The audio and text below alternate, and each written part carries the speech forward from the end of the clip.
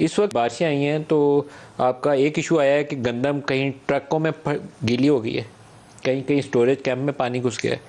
चावल आपकी बुआई हुई है, पता नहीं अब उसके बाद वो नीचे वो पैडी बची है या वो बहा के ले गया, यही नहीं पता है। गया ना सारा कुछ, चारा जानवरों का, भैंसें गई, बकरियां गई। अब वो इतना बड़ा इशू है, आपको इंपोर्ट करना पड़ेगा फूड फौरी तौर पे, नहीं तो हम एक ऐसी सिचुएशन देख रहे हैं महीने डेढ़ महीने में जहां हमारे यहाँ प्रेशर पड़ेगा फूड के ऊपर, सप्लाईज के ऊपर। ग्रेन शॉर्टेज का अंदेशा है, मैं सख्त लफ्जों में नहीं कह रहा, लेकिन हमें उसके लिए भी तैयार होना पड़ेगा। आप दुरुस्त कह रहे हैं, ये बातें बिल्कुल दुरुस्त है, खदशात का हमें सामना ज़रूर है, लेकिन जो टीम आपकी इस वक्त बैठी हुई काम कर रही है, कल भी जो मीटिंग हुई जिसमें सारी पार्टियां भी थीं और सर्विसेज चीफ भी थे और सारी एजेंसीज भी थी, उसमें भी ये बड़ी खुल के डिस्कशन हुई। गंदम का इस वक्त पाकिस्तान में जो ऑलरेडी स्टोरेज मौजूद है, यकीनन लोगों के घरों में जो स्टोर थे, जो उनकी दुकानों में स्टोरेज थे, जो गल्ला मंडियों में थे, वो सारे के सारे अब तकरीबन ज़ाया हो गए। लेकिन पाकिस्तान के पास इस वक्त कोई 8 लाख टन या उससे ज़्यादा गंदम हम ऑलरेडी मंगवा चुके हैं, और 1 मिलियन टन का G2G कोशिश के लिए कल महल समरी उन्होंने भेज दी है, और उसकी ECC से इजाज़त आज या कल में हो जाएगी।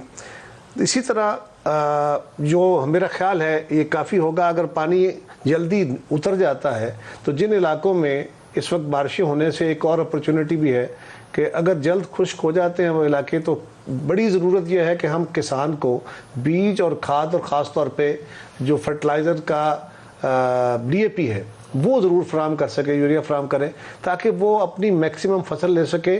सिंध के अंदर जितना बड़ा तूफ़ान और फ्लड आया और जितने बड़ा तबाही फैली है, अगर अगले 15-20 दिन में या महीने में भी ये पानी उतर के और खुश्की हो जाती है और किसान को हम सपोर्ट कर लेते हैं कि अपनी फसल बोने के काबिल हो जाए, तो शायद हमें पहले से भी शायद बेहतर फसल मिल सके। लेकिन इस वक्त सोइंग वहाँ क्या होगी?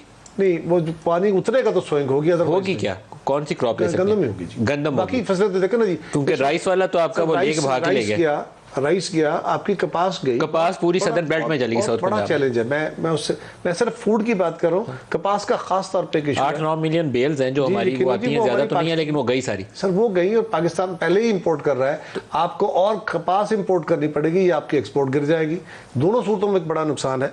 लेकिन मैंने उसके ना कि जी इसके ऊपर और भी एक इशू है, मसलन जो फसलें वहाँ उगती हैं, सब सब्जियाँ, सिंध में बहुत बड़ी तादाद में सब्जियां होती है, बलूचिस्तान के हिस्से में सब्जियां होती है, DI खान के इलाके में सब्जियां होती है, जो पूरे मुल्क में आती है, सवात के इलाके में होती हैं, वो सब्जियां सारी ख़त्म हो गई। अब उसके नतीजे में हमारे आलू तो नहीं, खैर प्याज और टमाटर की फसल जो है इसकी बड़ा प्रॉब्लम आएगा, मिर्चों का बड़ा प्रॉब्लम आएगा। ये आमतौर पे नज़र नहीं आ रहा, लेकिन आप इमीडिएटली देखिए प्राइसेस के फौरन बाद प्राइसेस हम छूट की है 50 से 400। ये भी है अनफॉर्चुनेटली कि अपॉर्चुनिस्ट हम इतने बड़े हैं, अल्लाह का नाम बड़े लेते हैं, लेकिन इतने बड़े अपॉर्चुनिस्ट हैं कि जो टेंट 4-5 हज़ार का था या 7 हज़ार का था, वो 14 हज़ार का हो गया है। लेकिन एक तो अपील की जा सकती है कि टमाटर और प्याज ये इस वक्त शॉर्ट है बारिशों की वजह से, तो हाथ हौला रख के इस्तेमाल करें। जहाँ 2 की जगह 1 टमाटर से भी आंटी पक सकती है, तो जरूर पकाएं। आप कह रहे हैं तो मैं कहता तो पता नहीं इसके ऊपर एक क़यामत आ जाती है, लेकिन आप कह सकते हैं, ये बात दुरुस्त है कि हमें अपने हाथ रोकने चाहिए जितना मुमकिन हो सके। लेकिन मलिक साहब एक और गुजारिश है, ये जो इस वक्त है ना जो बड़ा चैलेंज, यकीनन पाकिस्तान के अंदर जो आपने सवाल किया था प्री फैब्रिकेटेड हाउसेस का, आर्मी चीफ ने कहा कल की मीटिंग में ये एक तजवीज़ आई कि लोगों के घर एक गिर गए बहुत बड़ी तादाद में,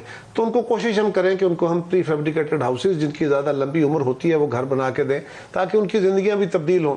अब ये एक तजवीज़ थी, आज उन्होंने इसको रिएट्रेट किया है। इसको देखना ये होगा कि इसके लिए कितनी ज़्यादा फाइनेंसेस चाहिए, कितना लंबा अरसा चाहिए, क्योंकि ये कोई 12, 14, 15 लाख घर है, और जो डैमेज फुली नहीं है वो भी डैमेज नहीं है। सो ये अगर हम 2 मिलियन हाउसेज बना के जब बनाने की तरफ चलेंगे तो वो भी एक बड़ा चैलेंज है।